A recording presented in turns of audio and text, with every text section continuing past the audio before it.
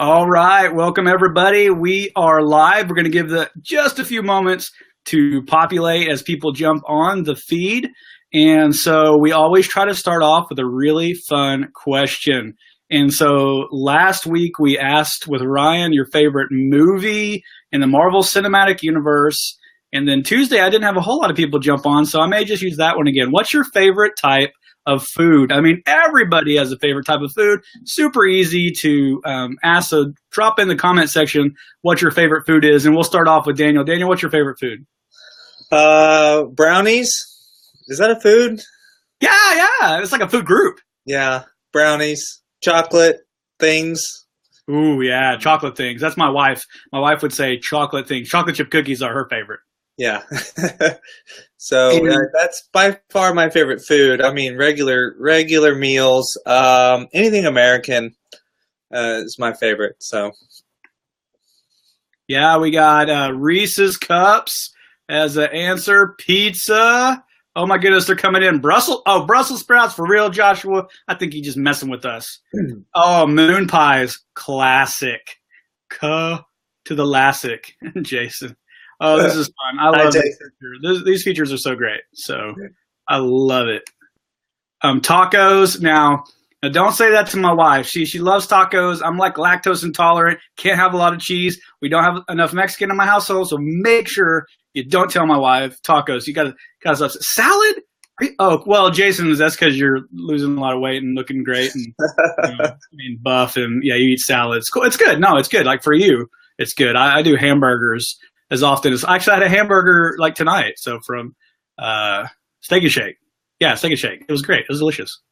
Very nice. Did you have a shake with your steak burger? I wish. We actually we're cheap. Like we're cheap parents, so like we take our kids out to like a really nice place for the entree, and then dessert was like, hey, McDonald's is next door, so we'll like swing through and get the 89-cent. That's how I save some money.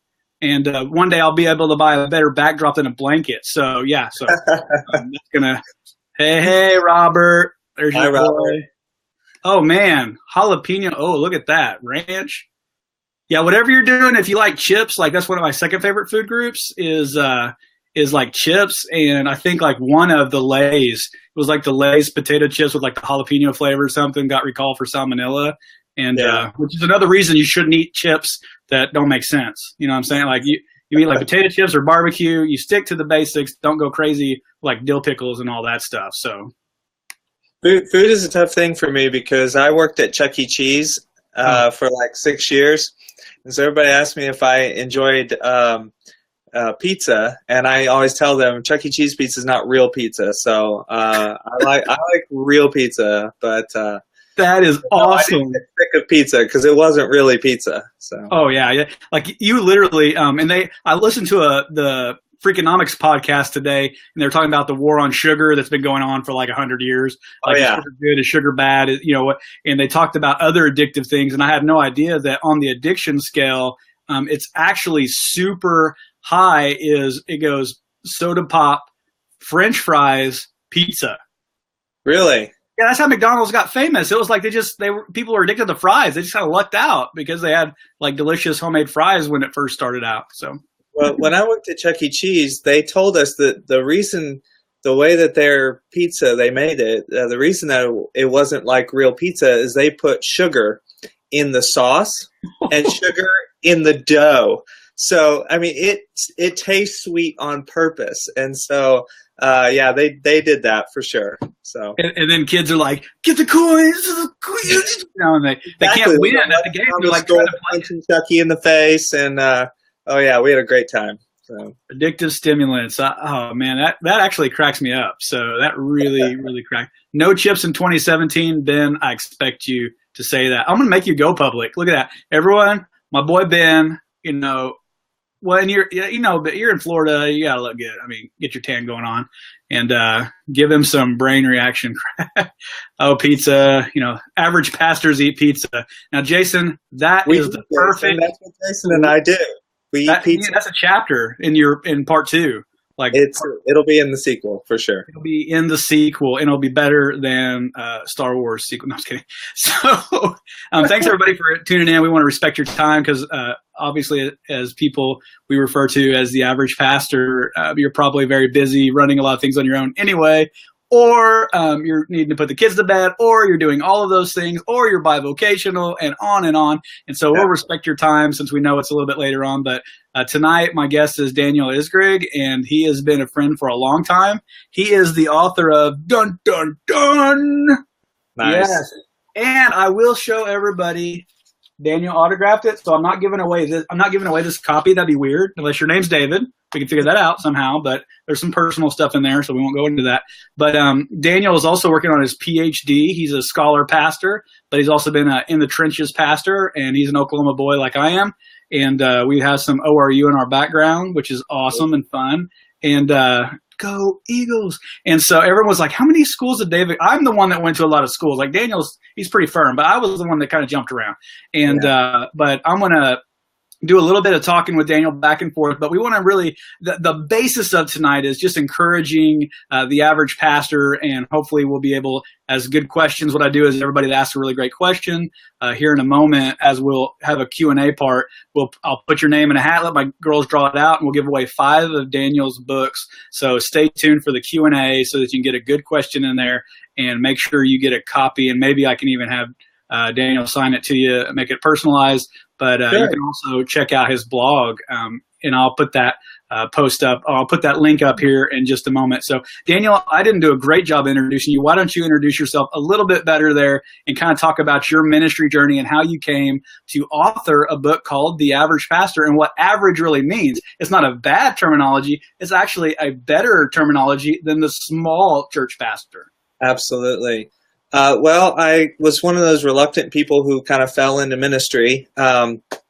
I got saved after high school and worked at Chuck E. Cheese and started evangelizing all my friends at Chuck E. Cheese, and figured since I was good at that, I probably should go into ministry. So through a series of circumstances, I ended up at ORU. And while I was there, I was attending an Assemblies of God church. I didn't grow up AG. I just kind of grew up Methodist, and stumbled into this church, and anyway, they thought that I was somebody that they thought should teach children. So I started teaching a class for kids, and did really well at that.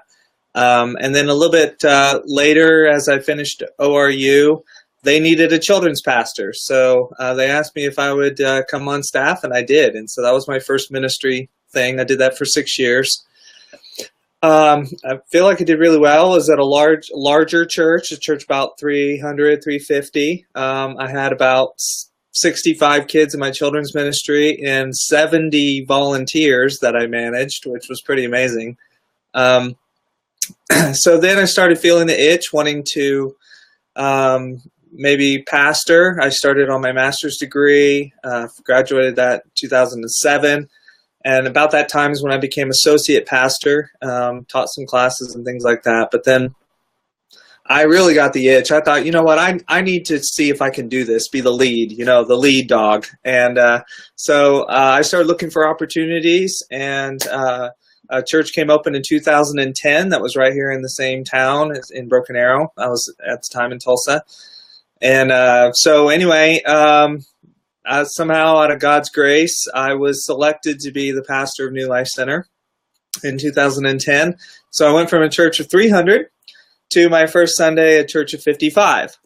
Oh, which for me wasn't that big of a deal. I just thought, here I come to save the day. I was going to be the pastor that rescued these poor people, and built this church into a model of what I came from.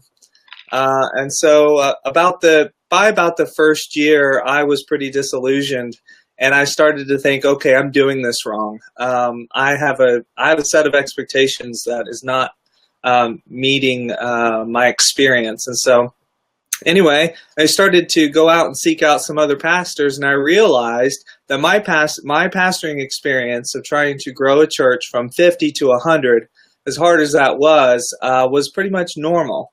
Every pastor I met was having the same frustrations and same experiences.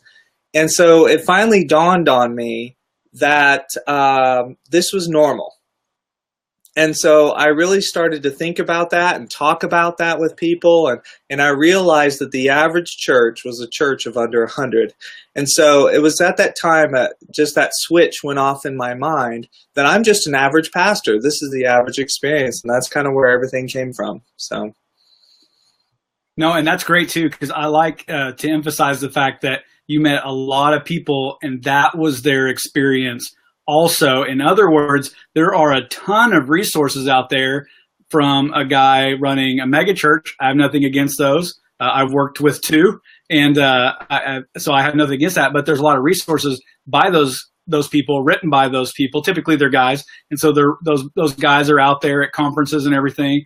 But when you look at the resources out there for churches that are in what we call an average bracket, that kind of 50 to 150 or so range, maybe 200.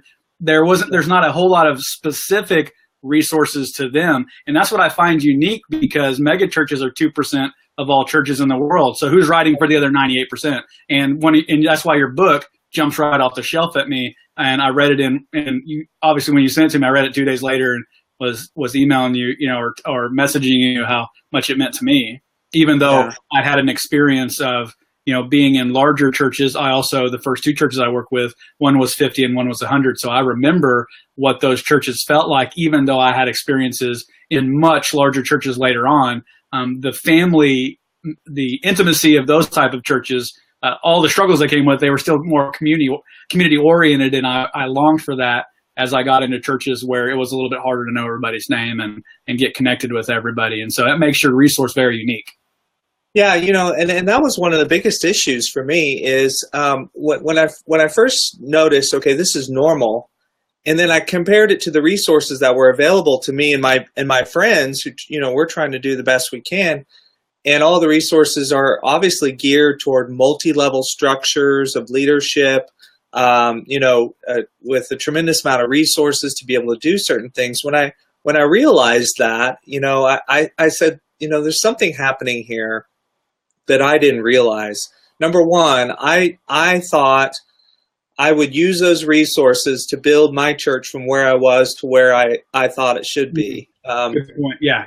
And when I didn't, when I wasn't able to do that, when my friends and I weren't able to do that, we turned it back on ourselves and said, there's something wrong with us. The internalizing of it. Yeah. Yeah. So, what's wrong with me? That guy did it, right? He planted that church and now it's, 3,000. What's wrong with me?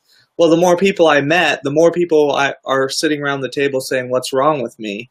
And so, coming to the realization, there's nothing wrong with us.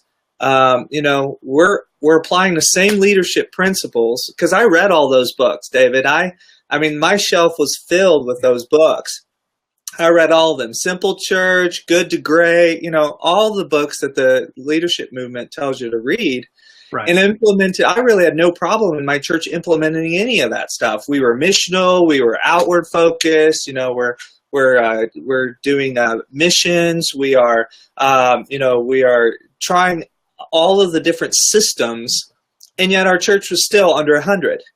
And so I had a great church, but it was under 100. And so when you're thinking, okay, all right, what if my paradigm is wrong?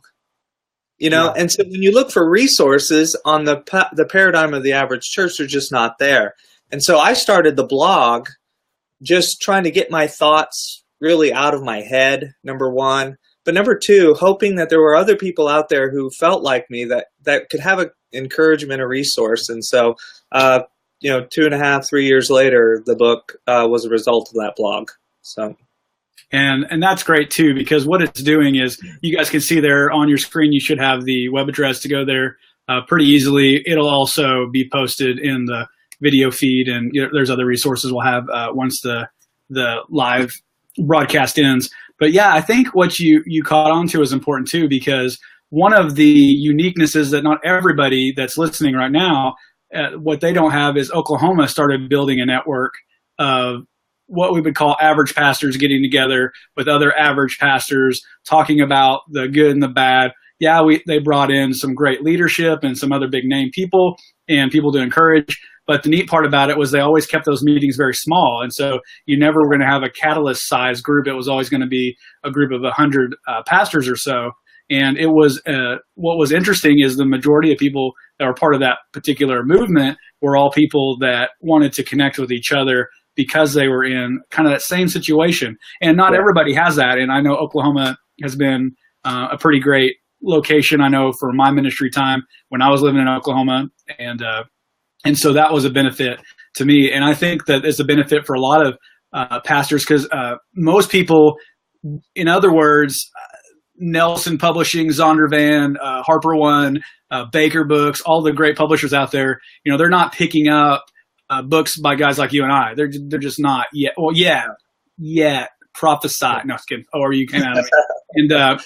But they're putting out those people that have recognizable name. And so one of the reasons of having the access of like a Facebook Live and sharing with other pastors is there's this book out here. There's a resource out there. There's people that are going through what you're going through, and there's some ideas in there. There's some encouragement. There's prayers in there. There's rants in there. It's kind of like Psalms for average pastors. You know what I'm saying? It is kind of a Psalm thing, right? I mean, I'm not asking God to break anybody's teeth, but yeah, I mean, I tried to be a little bit raw on some of that because those frustrations are real.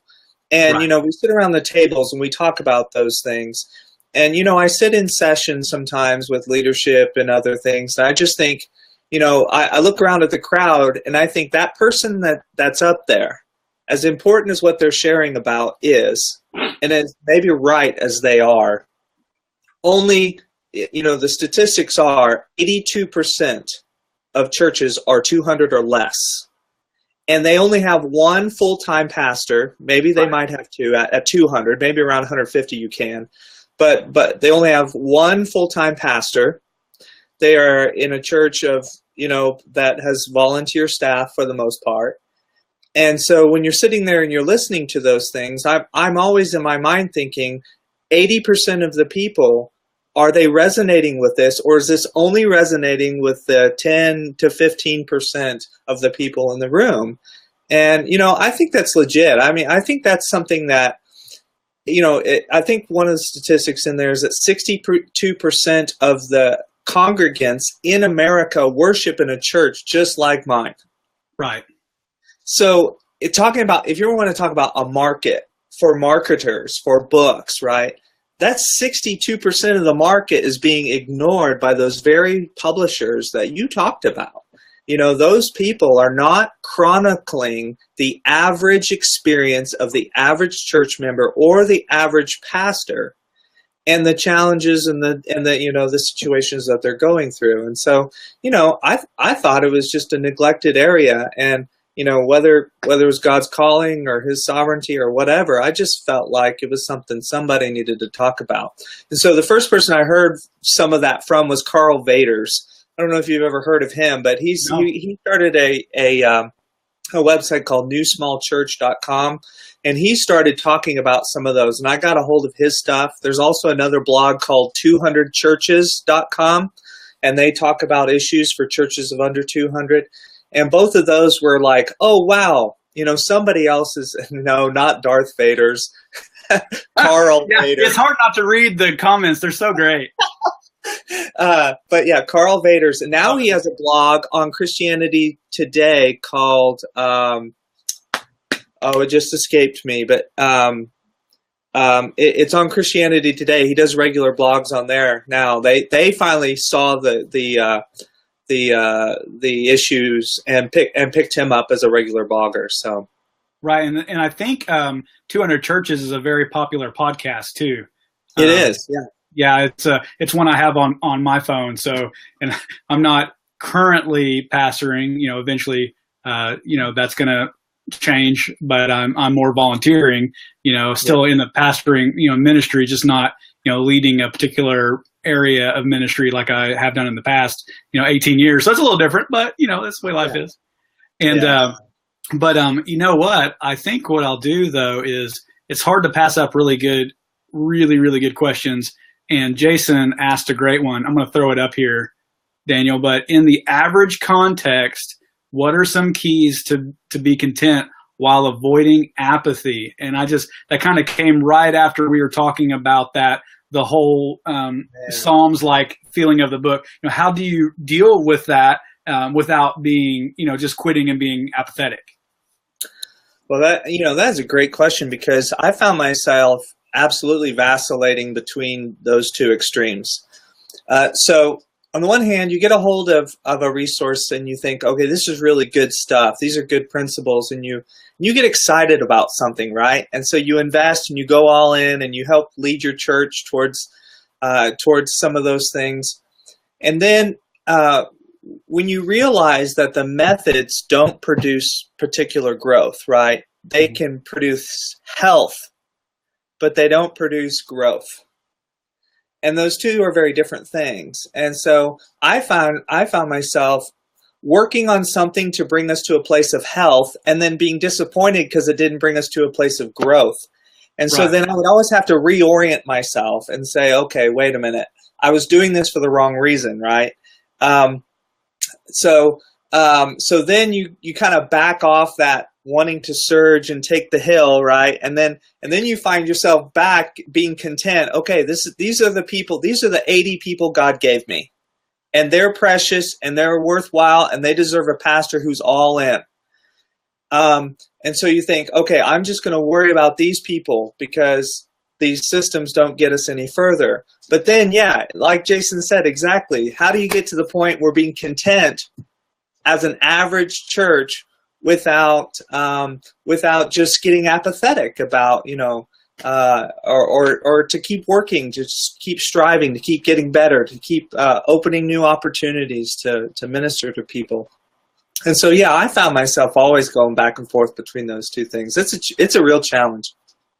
Yeah, I think even those that are staff pastors listening, or they're pastoring in larger churches, or, they may not be a senior pastor, but they're in some form of ministerial leadership, in a church. It doesn't matter if you're, 30, 300, or 3,000. There is a sense that you can always have that. I remember going for years feeling very successful. And then a couple of years ago at Lawton First Assembly, where I was, hitting a brick wall. And it was like, it was the first time in my life I didn't feel I was going forward.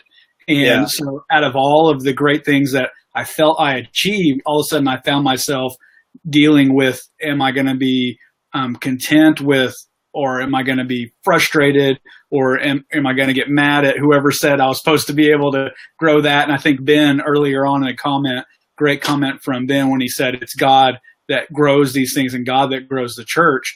And I think that's really important, because all of us will hit brick walls in we may think everything is healthy, but we don't grow, because there's growing things that aren't healthy. It's called a tumor. And then you have healthy things that grow, which is great, and then you can have very small things that are healthy, and there's nothing wrong, with that kind of system. And so I think that a lot of people have to deal with, do I get apathetic? Do I just kind of give up?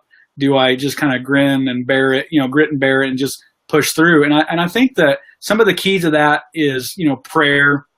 Obviously, I mean, you'd agree to that. And some of it is, I think we have to take seasons where we stop listening to every leader out there that's really telling us, or maybe we pick a leader we're closer to.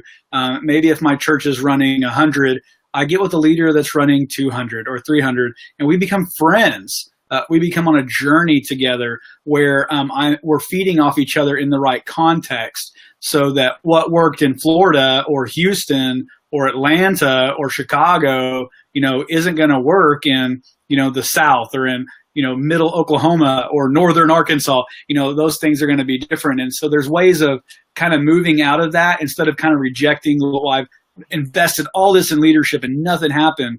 But like you said, you come to realize, I should be content and I should be happy. And I think what the most interesting story that people miss all the time is Eugene Peterson wouldn't be as well known as he is today if he wouldn't have done what he did with the Message, because he always pastored smaller churches. He always taught, smaller classes. And his book, The Pastor, was what really spoke to me in my apathetic time, where I hit a brick wall, and I thought, maybe, after, 16 years of successful ministry, I'm thinking, I stink at this. Like, it's a weird play of the enemy, in our life.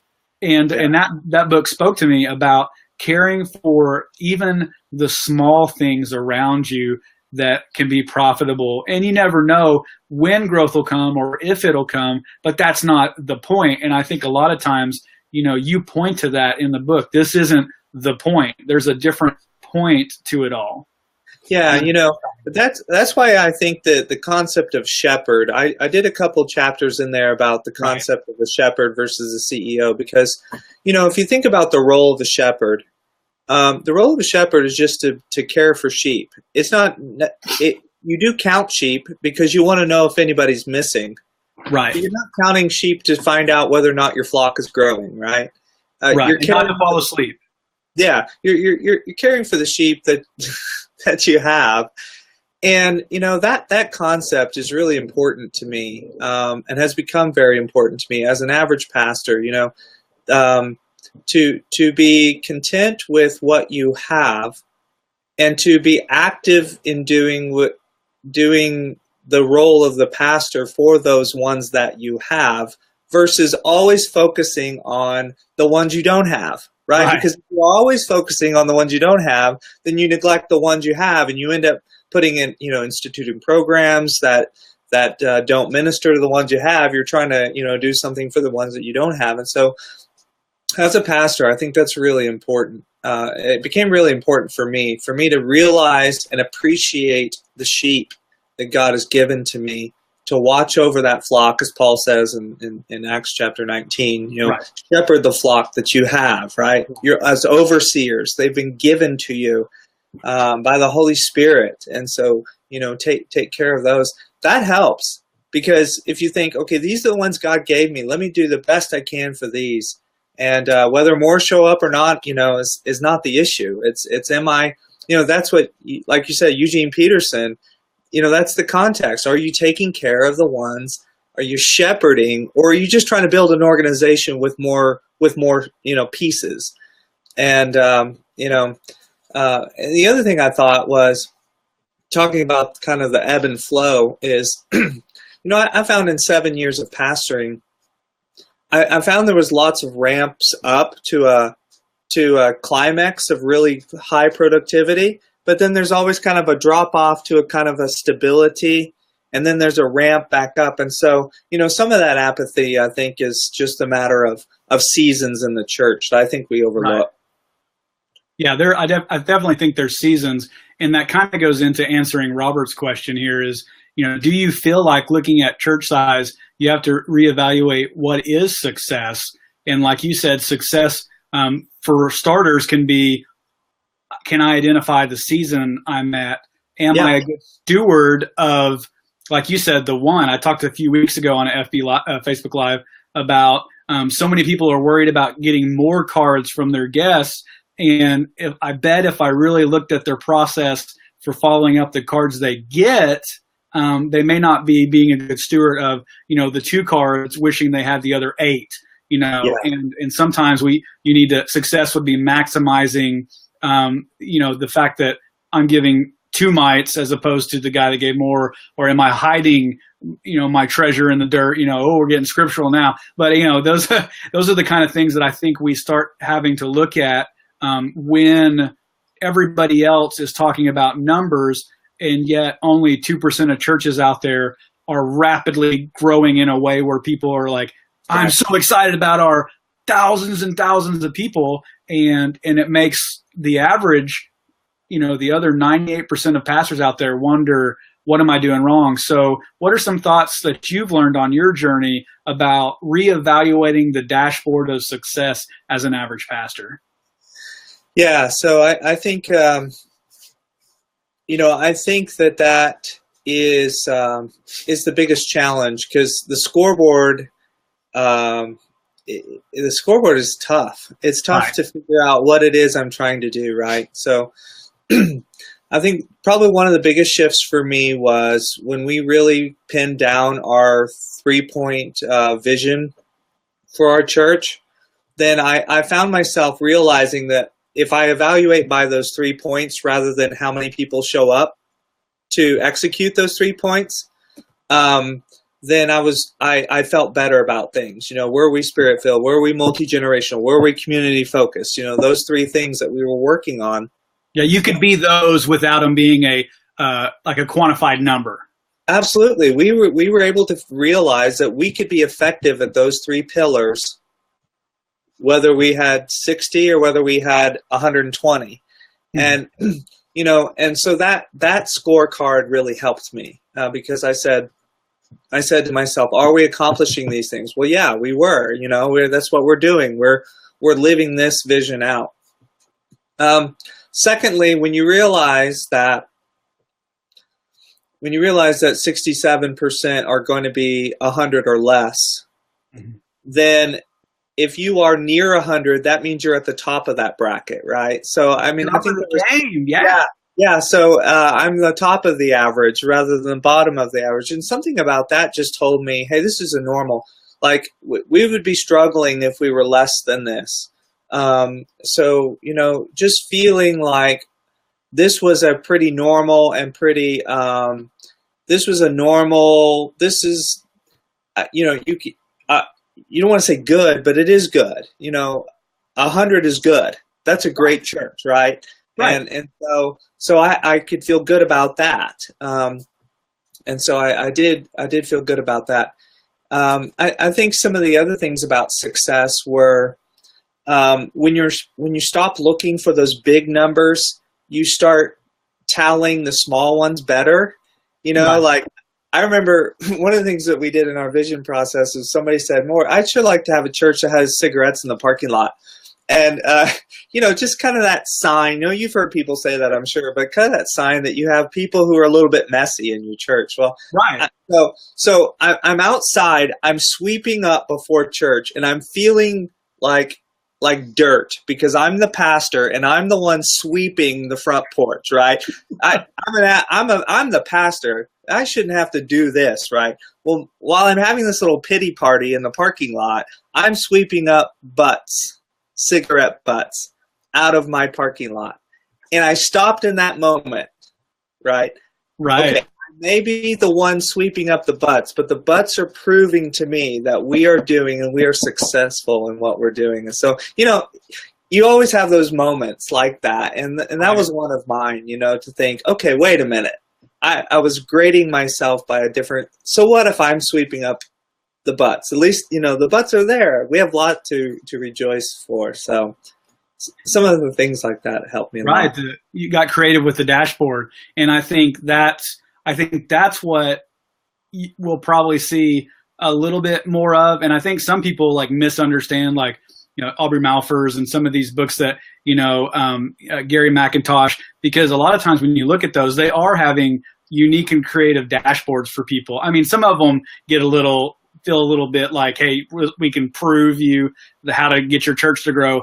But often we skip over that stuff that says when you're a particular size, there are ways of saying, wow, we're doing it. You know, we kind of go, well, I want to be the 1,000 size, not I'm doing it at the 200 size and being faithful at that. And I think we kind of skip over those, going to, you know, flipping to the other half of the book where instead of being how do I get to 200 or 300 or feel like that's a calling for us to do more ministry, you know, you get real creative with that. And that was a weird moment. Like my dog sneezed. My dog's in here with me. This is, I mean, I'm in my socks and this is real ministry right now. You know, my dog's with me. And well, you look pretty good, actually. Yeah, let me throw this up here. As an average pastor, many are the only ones at the church on a daily basis. What did you do not to feel all alone from week to week? So what were some of those things and I know you're in the book, you're brutally honest. Sometimes you were incredibly alone, but what were the times when you didn't feel alone? What did you do to help process through that? Well, yeah, my first year and a half were just terrible. You know, I left a church where I served every day with my best friends on staff. You know, these guys, I went to work every day, loved serving with them. You know, in the matter of a day, I switched to being all by myself, completely overwhelmed. You know, so, you know, one of the things I did, whether it was a good idea or not, but the first thing I did was I called all the pastors that pastored churches that were within a mile of the church. Okay. And I said, I need to know who people are, but more so, I needed to be known because I was afraid of being lost. I was afraid of being forgotten. Pastoring this church and not having the people around me to support me. So I was afraid. I feared being forgotten. So I started to connect with those folks, and it was nice to know them, but I realized that I didn't have a lot in common with some of those. Some were bigger churches. The one across the street was like 600. So, I realized, like right across the street, across the street. Yeah. So it was one of those things that they were nice, and I'm glad I knew them, but I needed to get around other people. So the first thing I did, I actually ran into another AG pastor, another average pastor named Robert Miller. And Robert and I became friends, and we started hanging out together. And we, whoop whoop, Robert. And so anyway, that friendship carried me through those next couple years, and still carries me today, because I get to sit down with those guys, and we understand each other, and we have similar circumstances, and that helped not feeling alone. And then when I started the blog, that really helped too, because I was able to get some of those thoughts out there and let people say, yeah, me too, thank you. And I didn't feel alone then anymore, as well. And so, I think just being out there, because it's so easy to hide, right? To not be vulnerable, to not say, hey, I'm a struggling guy in ministry, because we're all there. All of us average pastors are going through the same things, and when we acknowledge that with each other, it really helps us all. And so, I remember conversations, David, you and I had. I mean, just that point where I can say, look, I don't have a lot to stand up and cheer about today, and I'm kind of frustrated. I mean, but having, people, it really helps. And so I tried to make as many friends as I possibly could. Right. It's kind of in the series of relationships, you have the one you can tell everything to. You have the one that you go to that you want them to kick you in the rear when you get too sad. And you have the other one that's going to encourage you, even if, only person that showed up was your wife and kids. There's those different relationships that you know who to go to and when to go to them. And I do think that's important. And like you said, getting out, most of all the advice that I've heard or even given to people was getting out there. I knew a guy who pastored an average church, and he liked to go to their they didn't have a Starbucks, but it was like a local coffee hangout place. Most towns have one or two of them that are more, even if it's local. And I remember he ran into a guy and started talking, said he was a pastor, and the guy said, what church? And he said it, and he goes, I haven't heard of it. He said, oh man, we're baptizing people. Our small group ministry doubled, and, going on. And he didn't have to say he only baptized 2 people, and that small groups went from 6 to 12, but they doubled, and so this guy's like, I got to check out your church. And so he kind of he always teased about the fact that, it'd be hard to double if you're 1,000, but it's not so hard to double, when you're 50. And we used to always kind of tease about that with him, because he was just kind of creative, but he always had the most creative conversations when he was out with people. And I think that is really good. And I think it leads into another great question. I don't know if it's Brent or Mandy, but I'm going to guess it's Brent. If it's Mandy, sorry. But if it is Mandy, welcome.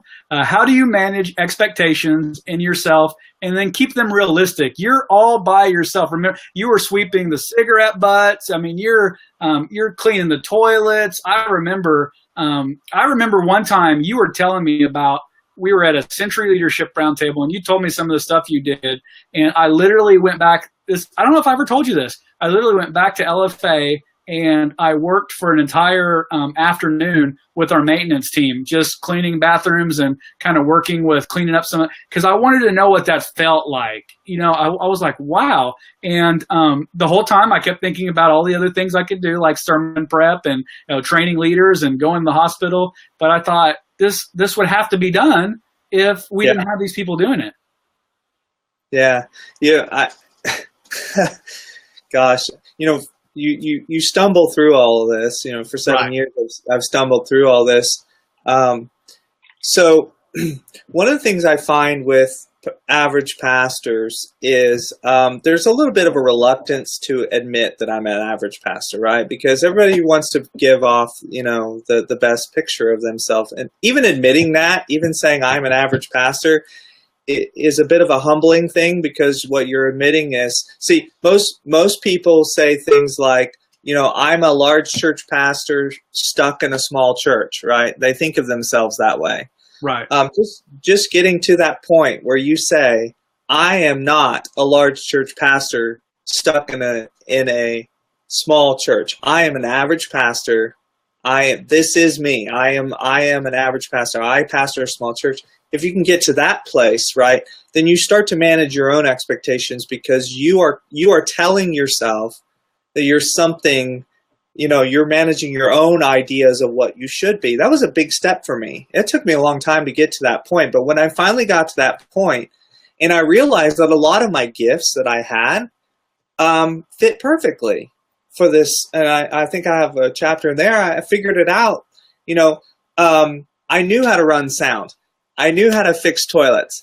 I knew how to manage finances. I knew how to connect with people in the community. I knew how to do all these things, and so I realized, okay, I'm really fit for this. Right. And God made me that way, and so that helped me manage my expectations, because I didn't think I was something else, just waiting for my opportunity to be, a big church pastor. I am an average pastor. That's me. The picture on this cover, that's me. In fact, that tie is the tie I wore the day I was elected pastor in 2010. I wore a black suit.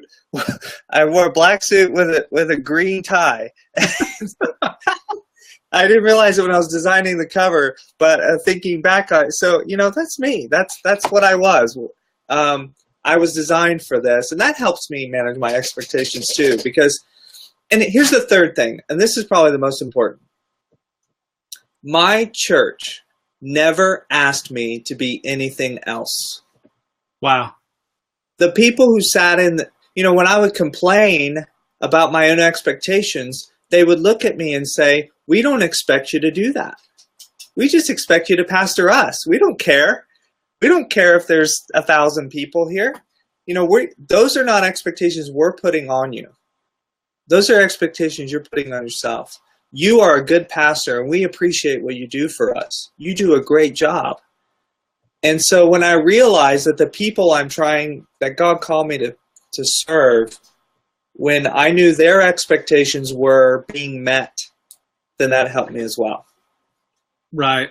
And it can, expectations, what's interesting is, I know we can go into the psychology of it all too, and bore people to death, but it would interest us. But the idea is we tend to put on ourselves what other people aren't even projecting onto us.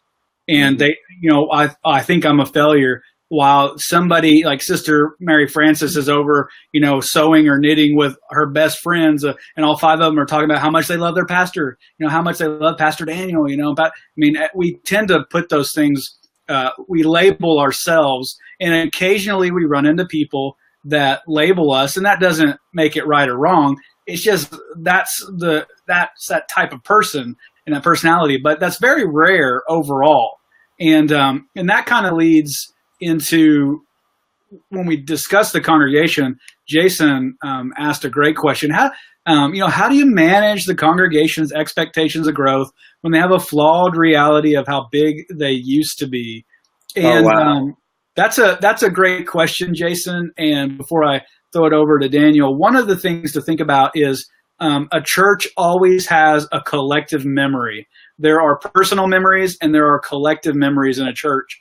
And if you look back at your childhood, you probably had some pretty crappy days, but you don't remember them at all. You remember when you went to the theme park. You remember when your brother came home from an event. You hadn't seen him in a while. You remember Dad coming back from a trip with gifts. There's all these things we remember that glorify our childhood, and we become all nostalgic. But if we were to go live it again, the majority of those days were very stressful and growing and awkward. And the church is just like that. They have a collective memory where they forgot all their trials and all their struggles and all this, and they talk about the glory days. And that can be very difficult if the lead pastor is struggling with his identity and his setbacks, then the congregation will also struggle with theirs. In other words, the more a senior leader feels strong in who he is, like Daniel said a minute ago, I am an average pastor. I got better at what I did when I told everybody I am a +1. I am a great associate pastor. I am a great executive pastor. I am not a good lead pastor. That's not my gifting. It's not my calling. I'm a great +1. Now God can move me in that area, and he will tell me when that happens. But I gotta believe that, and so and thus remove the flaw from me, because sometimes the more flawed the leader is, it gives a permission for the flaws of the congregation to rise up a little stronger than they need to be. It's not going to totally take them away, but it allows a place for them to fester that's unhealthy. And so it is very difficult to manage the expectations of growth when there is this congregational identity that's very, very flawed. And so, Daniel, you probably dealt with that. All churches in the Broken Arrow, Tulsa metro area have this long history of ups and downs. And I mean, like you said, there's a church across the street, there's church on every corner. And so everybody remembers this day or that day, or we were bigger than this church. And, you know, what did you do to kind of combat some of that you felt or experienced? You know, our church moved, to a new location in Broken Arrow, as you remember. So I took it over kind of after the church struggled with its new identity. So, you know, I picked it up in a place, I think, where people were ready for a new identity. You know, they weren't pointing to the past so much because we had moved, and that move wasn't successful.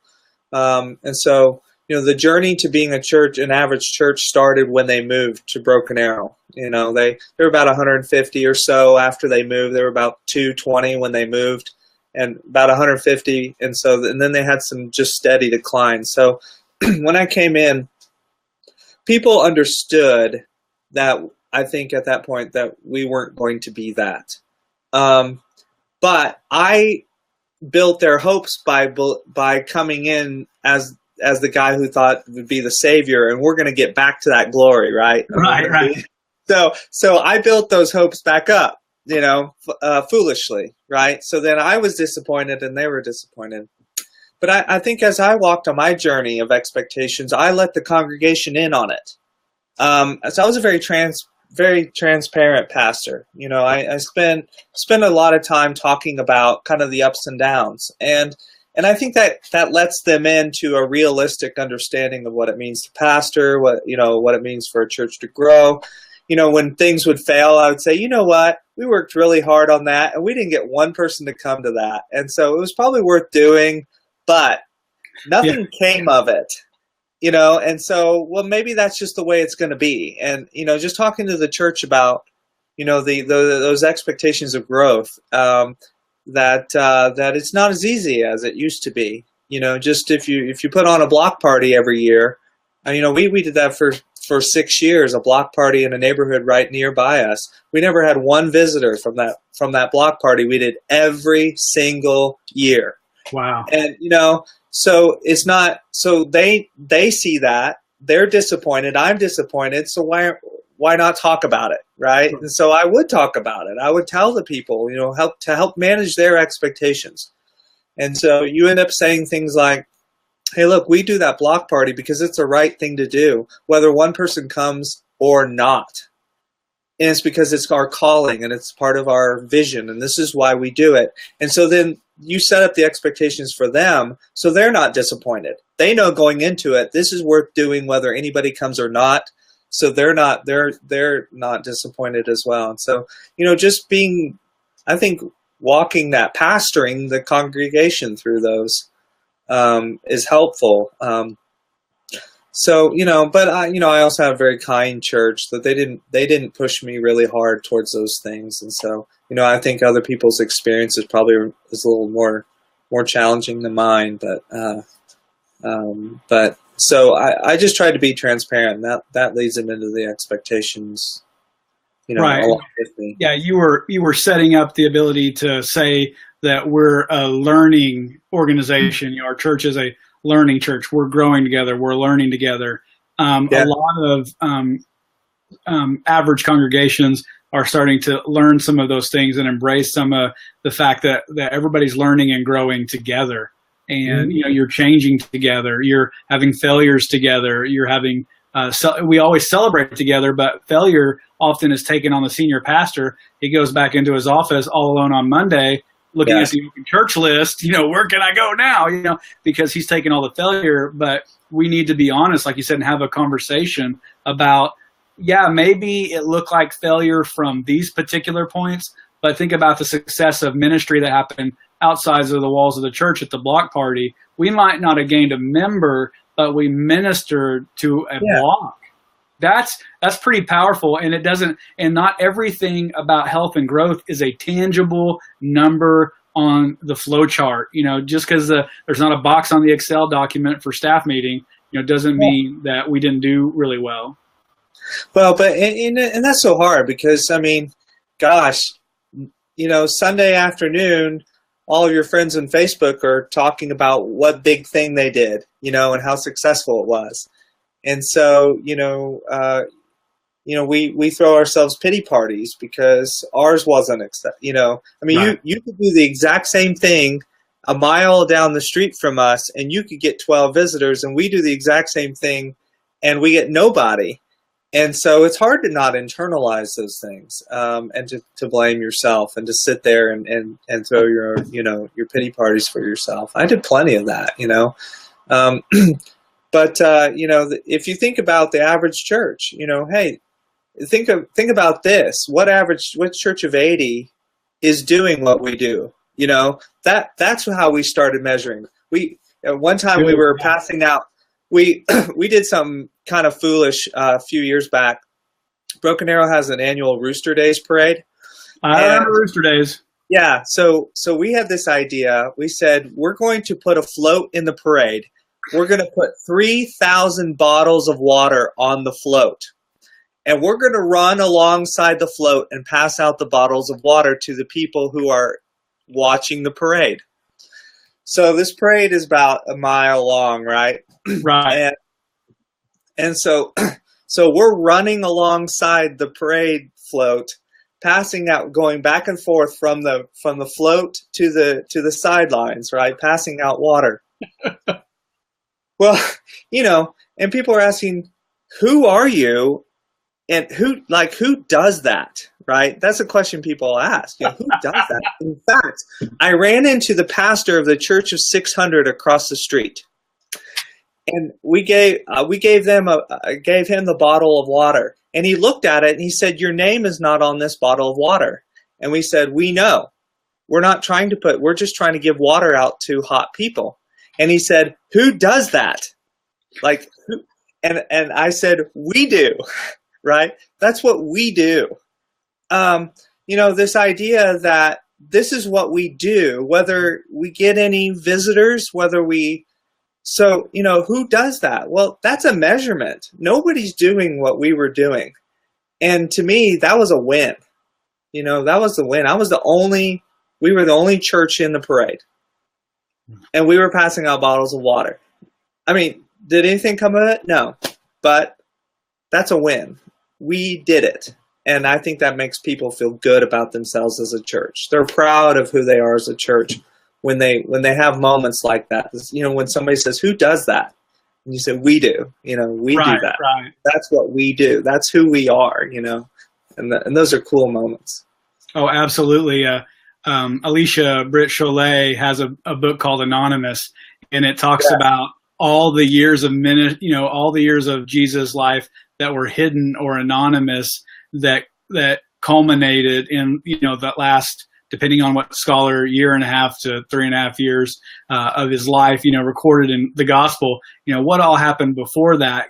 That was a great book for me too, to realize some of these things are happening and they're just going to be anonymous. They're going to happen to someone in a way where we may not hear about it at our church. It may not be a stat on our dashboard, but there's an eternal difference that starts, some plant, some water, some, harvest. It's just all these different things working together. And sometimes what people don't realize is their work, where they feel like you as an average, or those listening as an average pastor watching here, that some of that work, comes like later on. Somebody else makes the harvest that's so hard for killing. There are a lot of every church started out small. I mean, every church that's ever grown had to start. And so people, I think, tend to forget that there is a legacy behind them. And so years from now, people will go, oh yeah, that's the church where they gave out the bottles of water and their name wasn't on it. That's the church that, those things happen later. And I don't say that to like make everybody like justified and that's why we did it. But I mean, that's the truth of it. That's what happens. And I think that's great too. It really helps people realize this is kind of what we do and how we do it. Let's see if there's one. Okay, let's do. Oh, there's always great questions. Oh, here's a really good one. How do you? It's kind of a two-parter, but I want to look at the last part. How do you determine which hill to die on? And I'll start out on that one, Chris. One of the things is I first of all tell people, if they haven't read the 10 Things Every Pastor Should Know by Ronnie Floyd, you should probably get that book. It's short. You can read it like in a day. And he has an entire chapter on that hill's not worth dying on. And that book was given to me by my first mentor. And the first time I went, I actually went from a church that was 125, and I started working for a church that was 1,400 people, and I'd never led more than like 5 to 10 people. And now I was put in charge of ministries where there was lots of people involved, and I was pretty darn green behind the ears. And that book was given to me, and I felt like what's interesting is I read it all and I ate it up and I started living it. And then I started hearing those things years later at all these conferences and talks, and I was like, oh, I read that out of Ronnie Floyd's book. And so I really recommend Ronnie Floyd's book, The 10 Things Every Pastor Should Know. And his wife wrote one called The 10 Things Every Pastor's Wife Should Know. And my wife read that. And those are great books because that is a very solid way to start looking at what somebody else dealt with when it came to what hills do I die on and what hills do I not die on. And Daniel, you were kind of, there's kind of, do we die on the hill of, did we fail at that event? Do I die on the hill that we have to grow to 200 or everybody's a failure, including me in this church, and they got to, shape up or ship out, or I need new members. There's so many fights, shouldn't somebody else sweep up the cigarette butt? Shouldn't somebody else, clean this? Shouldn't somebody else? I mean, there's all these different things that we could really get into congregational squabbles about, so to speak, or get frustrated and die on a hill that totally wasn't worth it. I mean, some hills that we die on were just a distraction from our real purpose. Yeah, I had a pretty good experience with a church that was very kind and appreciated leadership. So followed fairly easily. What I will say, though, is I find that a lot of times the fights, the hills, right, generally became battles because I was asking more from them than I was willing to give them. So when the congregation starts realizing that they have to sacrifice more than you do, then you have more battles. And so I started to realize that if I knew something big was coming, then I needed to go out of my way to sacrifice more to prepare those people for the big hill. And so to build the capital, I think we die on too many hills because we have not built the emotional or relational capital to do so. And so, if I knew something big was coming, I touched people more. I called people more. I texted people more. I sacrificed more in a very public way, so that when I got up and asked for them to sacrifice, hey, we're going to stop doing Wednesday night services. It's not working anymore. So I knew that was coming, and I knew that would be a sacrifice for people who loved Wednesday night services. Right. So I knew that was going to be a hill I needed to win.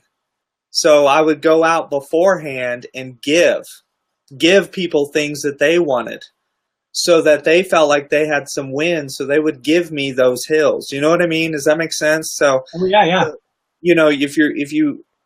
I find that people oftentimes have a lot of battles because they don't give enough. The give and take is really important. I would even do things like, I didn't grow up in church, and I didn't grow up in old time Pentecost or anything like that. But I learned the songs, and I learned some of the mannerisms and stuff like that. So I knew if there was going to be something that older people would hate, I would spend time in the weeks beforehand pulling on the strings of things that they loved. I would reference things that they would love, and I would pull on those strings because I knew I would. So I would give them. I'd focus on giving to them before I knew I needed to go and try to take something from them. And so, I think that's one of the principles that really helped me to not have a lot of conflict because they trusted me, because they knew I cared about them enough that if I needed to stand up and say, hey, I need to take this away from you, that they trusted me enough to do so. So I think that's one failure pastors fall into. They think the congregation should just do it just because I say so. Right. And, the sheep aren't there to accomplish my will. I'm the shepherd. I'm there for the sheep. And if we start asking our sheep to give more than the shepherd does, that's when you have conflict in your flock. Right. Absolutely. Turn down. Echoing. But what we'll do is, I don't think we have any more questions hanging out there. We had some really great questions tonight. Lots of great feedback. People saying, "Oh yes, this was great. Thanks for that. Great idea." So a lot of people blessed. And what we're going to do is just let everybody know.